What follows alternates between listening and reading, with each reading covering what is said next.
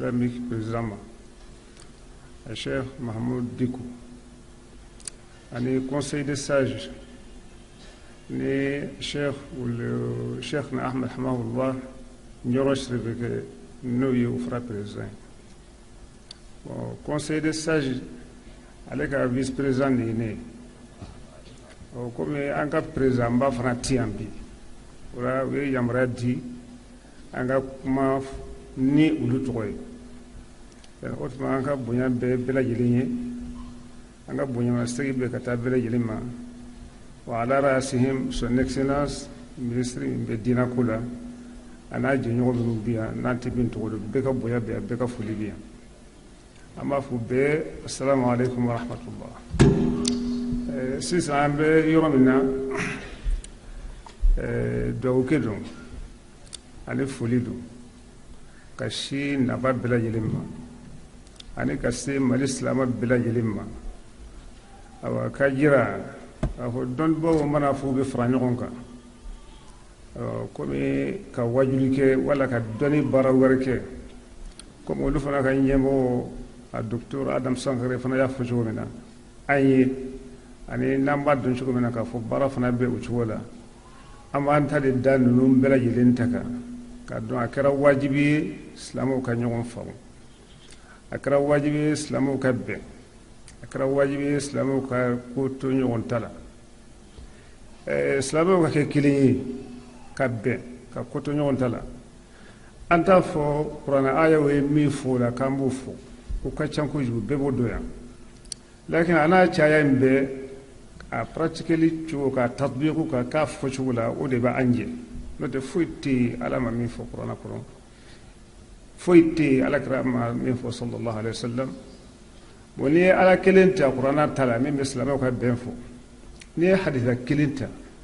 abe islama bela yelembo ni ya don ala min yanda ala de ni fo nako wala tanazau akana fo nyon ko fatafshalu abarka bibba tafshalu be ko mi abe fasande abe lafu atsika fuike ti fuinya وتذهب ريحكم أبركة بالبا جور الشتاء على التالين نقول أنا ناني أبكرين وشتاء همني أي وشتاء أجسسي وشتاء سراني وشتاء ملوما أيان كلمة مغبو ذلك رسول صلى الله عليه وسلم المؤمن للمؤمن كالبنيان يشد بعضه بعضا مؤمنين مؤمنين ومنا فو كوغو دولي بدبني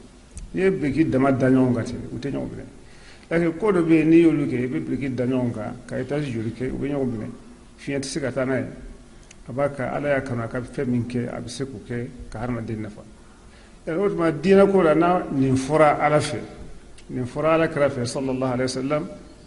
ka awde ladinaye yan awde ka nga ke moy nambe kiliyan nafa do nambe ñoo buñan nafa do nambe kotto ñogon tala nambo nafa don ka tun bela jelen kana abe mo fujini kosobe anga ke mo re ala ka kuma en kofe ala ka la dilen kofe sallallahu alaihi wasallam anga ke mo re min be ko mi atlotenina abe ko mi mo min ni ama fay ko mi raw be mo laqad asma'ta law nadata hayyan walakin la hayata liman tunadi ay ko mo ni shu kuma ñogonya ni shu wuli iko ne kuma lakin atloti ka kuma kana yani ala man kisra angana kiti yani angana kiti ama se kuma chama no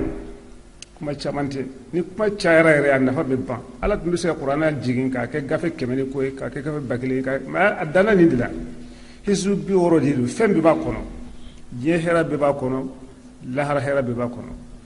yani khairul kalam ala kala kuti sallallahu alaihi wasallam ma qalla wa dalla kuma minni adora nafa bala yan otuma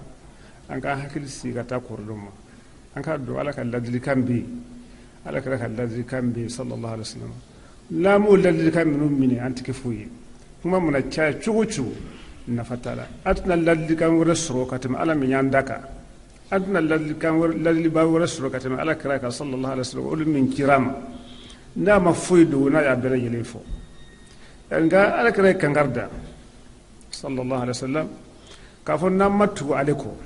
ambe ma fo qur'an haditha lakin qur'an haditha ni do bi dalaw القرآن لا يفسر نفسه بنفسه qur'ana ta yere fasani ne ko tadi ne mani fo la ihrama de min ba fasani e bi tadu akoro wal hadith la yufassiruhu ar-rasul sallallahu alaihi wasallam ba'da wafatihi haditha fana ala kratika fasani afatrin ko fe ka fo nindu lakin ni dungo dona kula ni dungo dona kula abega ko qur'ana min bene bulu tetay min me e bulu tenetay ala kra mi fo sallallahu alaihi wasallam ne o ya damatay ay mi fo e o fana ya damatay be mi se ke jodi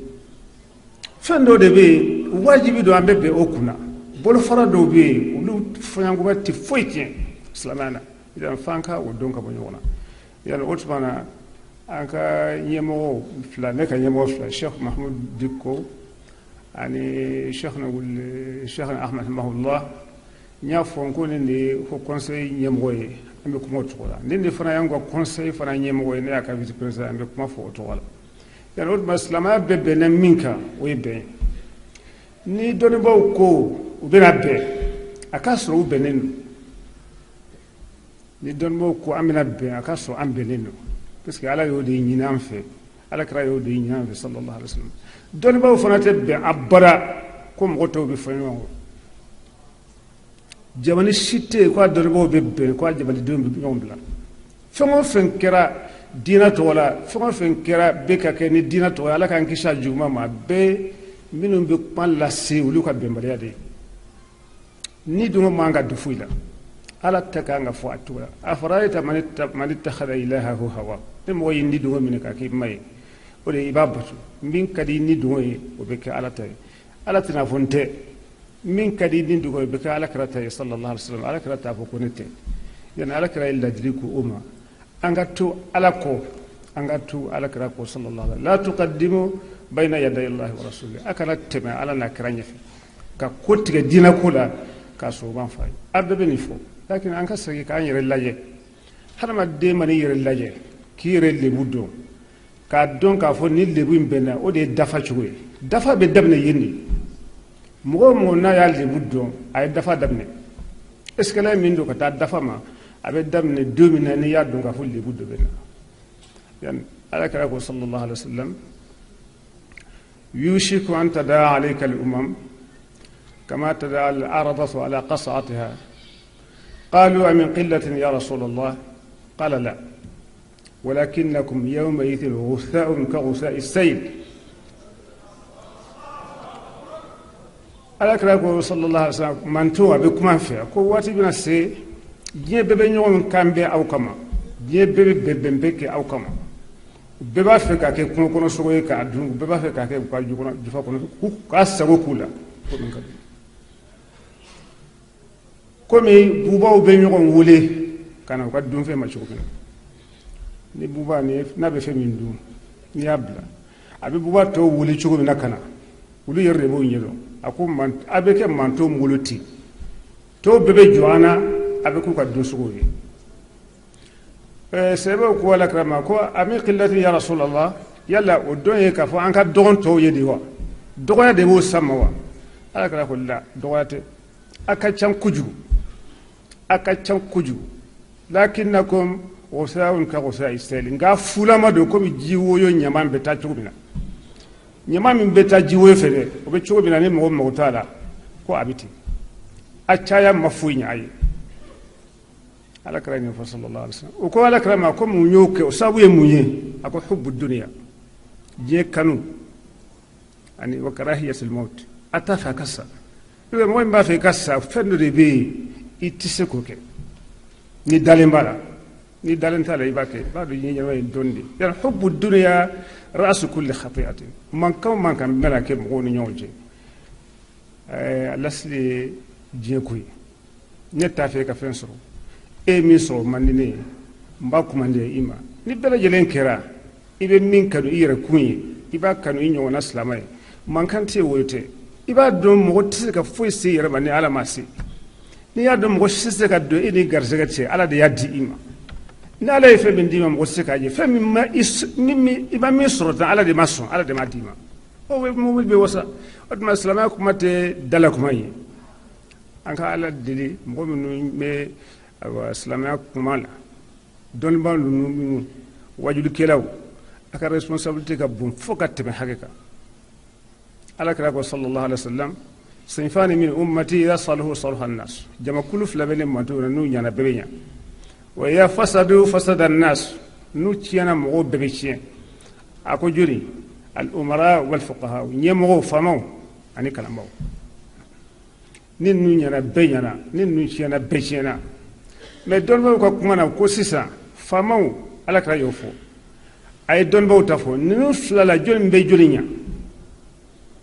ni famaw tiɲɛna bɛɛ ka kuma la ni famaw tiɲɛna ni dɔnnibaw ɲana famaw bɛ ɲa mais ni dɔnnibaw tiɲɛna fura tɛ yen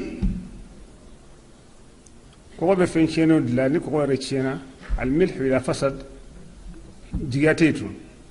o tuma an ka dɔnnibaw ka masuliya ka bon kosɛbɛ fɛn min bɛ kɛ a ka kɛ ala kama fɛn min bɛ fɔ a ka fɔ ala kama ala diɲɛ de ka ɲini ni fɛn fɔtaw ye o tuma ni dɔnniba ɲana cogo cogo mɔgɔw bɛ ɲa cogo cogo faamaw fana bɛ ɲa o tuma ala ka hakili ɲuman di an ma ala k'a to an bɛ min fɔ ani an bɛ min kɛ a ka kɛ ala jate kosɔn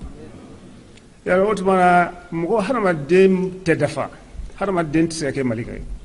hadamaden ye hadamaden de ye sɛtana tɛ ɲuman si kɛ malika tɛ kojugu si kɛ la ya'suna allaha ma amarahum wa yaf'aluna ma yu'marun nka hadamaden bɛ ɲuman kɛ a bɛ juguman kɛ ɲuman fan bɛ yen juguman fan bɛ yen o la ni an jɛra mɔgɔ kana filɛ k'a fɔ mɔgɔ bɛ se ka kɛ malika ye k'a tɛ fili fili tɛ mɔgɔ ka mɔgɔya tiɲɛ ni min filila a y'a lajɛ k'a don jama kɔnɔ ni min filila a y'a kɔnɔnjɛya kɔnɔnjɛya min b'i lebu o tɛ kelen ye kɔnɔnjɛya ni jɔnni na o tɛ kelen ye kɔnɔnjɛya i filila t'a to ɲuman si tɛ o tɛ o ɲuman bɛ se juguman bɛ se ka kɛ mɔgɔ la nka ɲuman yɔrɔ caman b'a la ne y'o ɲuman yɔrɔ in fara i kun i bɛ silamɛya dɛmɛ i bɛ silamɛw dɛmɛ i b'i yɛrɛ fana dɛmɛ parce que n'i kɛra sababu ye ka mɔgɔ kelen bila sira ala kɛra ko sallallahu alaihi wasallam a ka fisa i ye ka tɛmɛ diɲɛ nafolo bɛɛ lajɛlen kan n'an y'a lajɛ ali imran na uhudu kɛlɛ la sɛbɛw fɔra ɲɔgɔn kɔ fɛn dɔw la ala kɛra ka yamaru yɛrɛ sɔsɔra kɛnɛ kan ala kɛra min f'u ye k'a fɔ u ka sabati yɔrɔ kelen u k'u janto kɛlɛkɛdenw na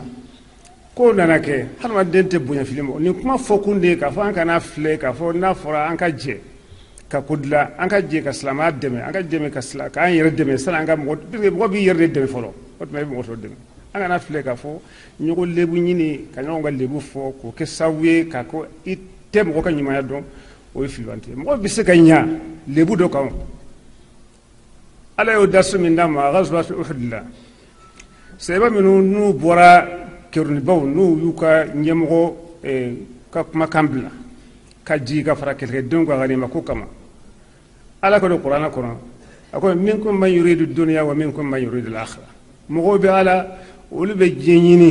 mɔgɔw bɛ aw la olu bɛ lahara ɲini a fɔra jɔnniw ma sɛbɛ tɛ wa jɔnni ka fisa olu ye dugukolo ko wa a ma fɔ k'u dɔgɔya o a fɔra anw de ka se ka da su da mɔgɔ kɔnɔguwan waati la kɛlɛ waati la sɛbɛ waati la jamana bɛ filɛ cogo min na nin ye komisɛn dɔw bɛ yen fo mɔgɔ ka pan kunna ala ko ma minkum man yuridu dunya wa minkum man yuridu al-akhirah thumma sarafakum anhum liyabtaliyakum nka ala nana fɔ walaqad afa ankum nka ala yafara aw ma ala yafara aw ma ka fara nin kojugu ba in kɛra anw tɛ se k'a fɔ kojugu de mais ala de y'a fɔ tan ala fana ye nin latigɛ de yala an ka se k'a faamu ghazwat uhud tun ye kɛlɛba de ko gɛlɛnw de kɛra a la silamɛw jarabila a la kosɛbɛ hamsatu tora yen de allahu yarhamu a ala kɛra fuyunna kan ka tɛmɛ su bɛɛ kan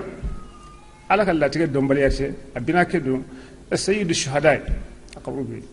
lakin ni ala tilala k'a fɔ walaqad afa ankum ala yafara o ma e bɛ mun ɲini tun an bɛ yafa ɲɔgɔn ma de ka tɛmɛ ɲɔgɔn ka kojugu k'a fɔ ni tiɲɛnen yɛrɛ dɛ a bɛ se ka ɲa ka fɛn kɛ silamɛya la ne ma se ka min kɛ bɛɛ n'i jɔyɔrɔ don a ko bɛɛ tɛ kalanba ye a ko bɛɛ tɛ nafolotigi bɛɛ n'i jɔyɔrɔ don mɔgɔ o mɔgɔ n'i bɛ silamɛya la kana jɔ i yɛrɛ la i bɛ se ka ɲani min kɛ o ɲani kɛ a kɛ misiri kɔnɔ a kɛ sugu kɔnɔ a kɛ mobili kɔnɔ nin de ye dawa yɛrɛ hakɛya ye yɔrɔ o yɔrɔ i bɛ se ka ala ko lase a lase n'i ka kuma cogo ye a lase n'i ka taama cogo ye a lase ni mɔgɔw bɛ jɛ cogo min na i k'a kɛ ten a lase mɔgɔw ɲininkali cogo a lase mɔgɔw jaabi cogo yana o tumana an bɛ ala deli doni min don doniba don nga ala ka noya ala doni mangrin fiu doni na hada madde ni kunduna ko ni desara yerata ala mana doni da ikun ibisa ko ala bi deme tidde se fiu otba anga ala ke awa ato lunyore semeyore akutobe alama dan otba ambe dowle kesa ala ka be ala ka sabat ame min ni ben kono ala makora ame sra min ala man kishuruma ala ka bela jelen ngani ya sabati ka bela jelen ngani anya bela jelen ka donc ka fo bara tise ka ke fiu ni mo worete ma kelen tise ka fuike jamana bi jika ke yan ne ala ko an kabbe o kuma kelen ala kira ko an kabbe an ka ke kelen o kuma do yan hada madana yere farana matlabu din ministre mi nga bara